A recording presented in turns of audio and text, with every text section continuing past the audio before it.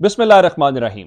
लाखों करोड़ों दुरूदो सलाम मोहम्मद मुस्तफ़ा सल्लल्लाहु अलैहि वसल्लम और आले मोहम्मद पर। मैं हूं उमर दराज गोंदल। पूरा माहौल बनाया जा रहा है। मैंने आपको आज दिन वाली वीडियो के अंदर बताया था कि अब इमरान खान के खिलाफ बहुत सारी नाकामियों के बाद फैसला कुन एक एक्शन का फैसला किया गया है। जाहिर बात है इमरान खान किसी तरह कंट्रोल नहीं हो रहे, नैरेटिव उनके खिलाफ बन नहीं पा रहा, चीजें उनसे निकल नहीं रही, पब्लिक उनके साथ है। तो फिर अब क्या किया जाए? फिर एक पुराना तरीकाकार है कि अपने घोड़े इकट्ठे किए जाएं और इमरान खान को तोड़ा जाए। और मैंने आपको पिछले दिनों बताया था कि वो मूसा ज़ई नामी एक जो शख्स है वहां से एमएनए इनके वो शामिल हो गए वहां पे जेयूआई के अंदर। अच्छा, हैरान कुन तौर पे होना इससे टेक्निकली ये चाहिए, जो सर्वेज आ रहे हैं वो इमरान खान के हक में आ रहे हैं, तो पार्टीज के लोग इमरान खान से कांटेक्ट कर रहे हैं। उनको करना भी चाहिए, मेरिट पे बनता भी यही है। लेकिन अगर तहरीक इंसाफ के लोगों के मुतालिक की खबर आ जाए कि वो पार्टी छोड़ने जा रहे हैं और कोई एक दो नंबर नहीं है, अच्छा खासी तादाद है, और ये बताया जी वो तहरीक इंसाफ की पॉलिसीज से खुश नहीं है, पॉलिसीज ना तो वो हुकूमत के अंदर है, फिर पॉलिसीज क्या है?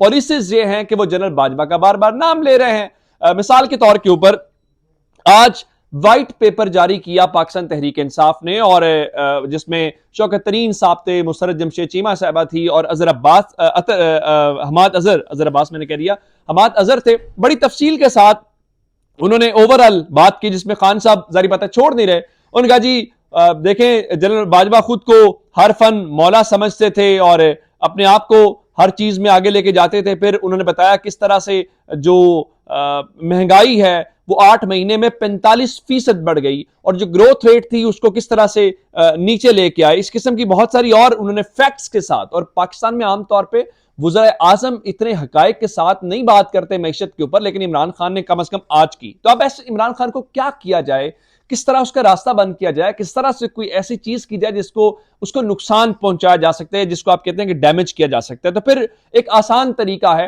कि उसके लोगों को तोड़ लिया जाए। और मैं आपको बार बार बता रहा हूं, जैसे एम के मुख्तलिफ धड़ों को मिलाया जा रहा है, और ये खैर फितरी काम है, जिसमें हत्ता के मुस्तफा कमाल ने खालिद मकबूल सिद्दीकी के ऊपर वो इल्जाम लगाए, पाकिस्तान का पासपोर्ट फाड़ने तक का इल्जाम लगाया, और एक और मुल्क जो पाकिस्तान का दुश्मन है उसके पासपोर्ट पे आगे अमेरिका और बरतानिया जाने का दावा किया। लेकिन वो सब एक हो रहे हैं टिसोरी साहब को मैदान में उतार कर, वही टिसोरी पंजाब है। अब खबर क्या है? खबर यह है कि इसको आज के जनाब तहरीक इंसाफ के कुछ एमएनएज हैं, वो तहरीक इंसाफ को छोड़ना चाहते हैं। और वो कितने लोग हैं बताया गया जी, दर्जनों एमएनएज हैं जो पार्टी छोड़ने को तैयार हैं। और इस वक्त जो इस खबरें हैं वो ये हैं कि तहरीक इंसाफ के मजमूई तौर पे 9 रुकने असेंबली की तस्दीक हो गई है, यानी 9 एमएनएस की तस्दीक हो गई है जो इसमें शामिल है। और उसमें पाकिस्तान तहरीक इंसाफ के जो 5 अफराद हैं उनका ताल्लुक खैबर पख्तूनख्वा से है, 4 अफराद का ताल्लुक पंजाब से है। और कुछ ऐसी ही बातें आज पाकिस्तान तहरीक इंसाफ के हवाले से बिलावल भुट्टो ने की, और उन्होंने ये कहा कि इस्तीफे कबूल न करने के हवाले से तहरीक इंसाफ के जो अरकान हैं उन्होंने स्पीकर के पांव पकड़े हुए हैं, और उन्होंने कहा कि बहुत सारे लोग जो हैं उनसे राब्ते में हैं। अब ये इस किस्म की खबरें जब मीडिया में भी आना शुरू हो गई हैं कि तहरीक इंसाफ के लोग उड़ान और परवाज भरना चाहते हैं, तो इसका मतलब बहुत वाज़ेह है कि चीजें खुद से नहीं हो रही, ये चीजें करवाई जा रही हैं। अब मकसद क्या है? इमरान खान को बैकफुट के ऊपर लाना, या हुकूमत छीन के भी वो नहीं डरे। और फिर एक और बात है, ये जो लोग छोड़ रहे हैं, क्या इमरान खान को उससे फर्क पड़ेगा? मेरा ख्याल है अगर किसी की वजारत उज़्मा जाने से उसको फर्क नहीं पड़ता, तो ये 9, 10, 15 लोगों के जाने से फर्क नहीं पड़ेगा। उसकी वजह क्या है? जब आपने देखा कि हुकूमत गिरी और फिर पंजाब वाले अलीम खान और इन सारे तरीन इन सब ने 2 नंबरी की, तो 17 जुलाई को क्या हुआ था? 17 जुलाई को उनमें से कितने लोग जीते जिन्हें इमरान खान के साथ धोखा दिया 2 नंबरी की? तो मेरे ख्याल से ये दूध का दूध और पानी का पानी हो जाएगा, बस इलेक्शन करवाएं। और इमरान खान ने आज भी बताया कि देखिए, कान इधर से पकड़े या कान उधर से पकड़े, मसले का हल एक ही है, और मसले का हल क्या है कि इलेक्शन करवाया जाए। अंदाजा इस बात से करें कि पाकिस्तान की कौमी सलामती कमेटी का इजलास हुआ, और उसके ऊपर खावर घुम्मन ने यह कहा कि देखिए, जिस मुल्क के अंदर डीजल पेट्रोल की कीमत के तायुन के लिए नेशनल सिक्योरिटी कमेटी का इजलास बुलाना पड़े और वो तायुन करें, तो फिर आप उस मुल्क की गवर्नेंस का जो अंदाजा है वो लगा सकते हैं। और जरा अंदाजा कीजिए कि नेशनल सिक्योरिटी कमेटी के बाद गवर्नमेंट ने क्या फैसले किए हैं। गवर्नमेंट ने फैसले ये किए हैं जी, पुराने पंखे और बल्ब अब नहीं बनेंगे, इलेक्ट्रिक बाइक्स को फरोग देंगे, और मार्केटें 8:30 बजे और शादी हॉल्स 10 बजे बंद करने का फैसला किया गया है। आज ख्वाजा आसिफ साहब और शहरी रहमान, खुरम दस्तगीर और मरियम औरंगजेब साहिबा जो हैं वो एक प्रेस कॉन्फ्रेंस कर रहे थे और उन्होंने वहां पे बताया, यानी मतलब ये है कि हमारी कौमी सलामती कमेटी के इजलास के बाद रियासत का फैसला यह है कि पुराने पंक्चर बल्ब हम नहीं बनाएंगे। और जरा मैंने आपको बांग्लादेश की बताया था कि 5.37 बिलियन डॉलर दिसंबर के अंदर उन्होंने एक्सपोर्ट्स किए हैं, और वो आपसे अलग होकर कहां खड़े हैं और आप क्या खड़े हैं, ये है। और फिर भी उसके बावजूद आप किन चक्रों में पड़े हुए हैं, इन्हीं चक्रों में। और आप कहते हैं जनाब के दफ्तरों में बिजली की खपत कम करेंगे, बिजली बचाएंगे। हाँ, एक बात जरूर है कि हम काबीना कम नहीं करेंगे, हम अपने लोगों को नवाजना कम नहीं करेंगे। और जहां तक नवाजने की बात है, मरियम नवाज के तो क्या कहने, लॉटरी लग गई है।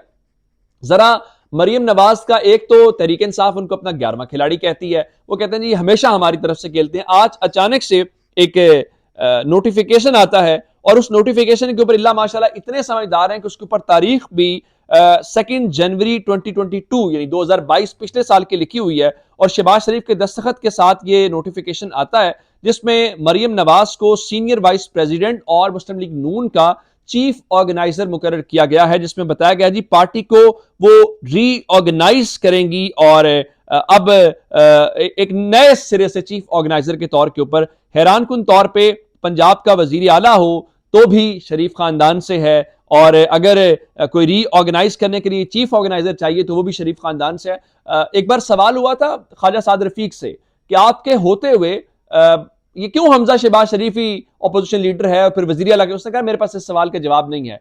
ये है वो मसला जिससे लोग इमरान खान की तरफ देखते हैं कि वो कहते हैं ना कि अंधा बांटे रेवड़ियां अपनों में ही, कि ये अपने ही लोगों को नवाजते हैं, ये अपनी फैमिली लिमिटेड पार्टी बनाई हुई है। मुझे बताइए मरियम नवाज की क्या खिदमात हैं, क्या प्रोफाइल है, सिवाय इसके कि वो नवाज शरीफ साहब की साहबजादी हैं। बिलावल का देख लीजिए क्या प्रोफाइल है, वो बिलावल भाषण देते हैं जी मैं तो जाता हूं अमेरिका, बाकी मुल्कों में मैं अपने टिकट्स और अखराजात खुद बर्दाश्त करता हूं। अगले लम्हे उनसे ये सवाल किया जाए कि आप ये बताइए कि जनाब अली आपकी सोर्स ऑफ इनकम क्या है, तो उसके बाद उनका बिल्कुल गुब्बारे में से हवा निकल जाएगी और उस आए बाएं शाएं सारी बातें करेंगे। लेकिन सारी बातें तकरीरें करना और उसके बाद बाकी चीजें करना वो जरा दो अलग अलग चीजें हैं। अब जरा अलीम खान के नाम की तरफ आ जाए, चूंकि ऑडियोज और वीडियोस का है, और जावेद चौधरी ने दावा किया कि जराए का ख्याल है कि अलीम खान के पास भी ऑडियोज और वीडियोस का ठीक ठाक जखीरा मौजूद है और जखीरा अब तक उनका दिफा कर रहा है। आज तक पार्टी की सीनियर क़यादत ने भी अलीम खान का नाम नहीं लिया। उनके मुताबिक अलीम खान के पास भी एक सारा खेल है। अब जरा अलीम खान का ताल्लुक जोड़ लीजिए अलीम खान के ससुर का और जनरल बाजवा के ससुर का, जहां से वो अलीम खान को वजीर आला पंजाब बनाना चाहते थे, तो आपको अंदाजा हो जाएगा। फिर हामिद मीर के जबानी इमरान खान ये भी बताएं, जहां पे वो ऑडियोज और वीडियोज और प्ले बॉय की बात है, कि कौन था जो कह रहा था कि भूल जाएं कुछ मामलात को, एक वो मुल्क जिसको पाकिस्तान तस्लीम नहीं करता, बहुत सारे अरब भी अब तस्लीम कर रहे हैं, जोर डाला गया कि आप उसको तस्लीम करें। किसने कहा था? मेरा ख्याल है इमरान खान ने जिस दिन इसके ऊपर बात कर ली, बहुत सारी चीजें खुल के सामने आ जाएंगी। अब आजम सवाती साहब जो है वो रिहा हो गए हैं, चूंकि जनरल बाजवा के हवाले से बात हो ही रही है तो बात कर लेते हैं। और लेकिन जनरल बाजवा आज साबिक हो चुके हैं, रिटायर हो चुके हैं, उनको कोई डिफेंड करने के लिए नहीं। लेकिन आज जब आजम सवाती साहब रिहा हुए तो तहरीक इंसाफ के तमाम सेनेटर्स उनको लेने गए हुए थे। अब जरा एक और खबर, एक्सप्रेस न्यूज ने खबर लिखी है और एक्सप्रेस न्यूज ने लिखा परवेज इलाही की मुबैना तीसरी अहलिया को FIA में दोबारा तलब करने का फैसला। वो लिखते हैं जी वजीर आला पंजाब चौधरी परवेज इलाही की मुबैना तीसरी अहलिया सायरा अनवर को FIA में पेश न होने पर दोबारा तलब करने का फैसला किया गया।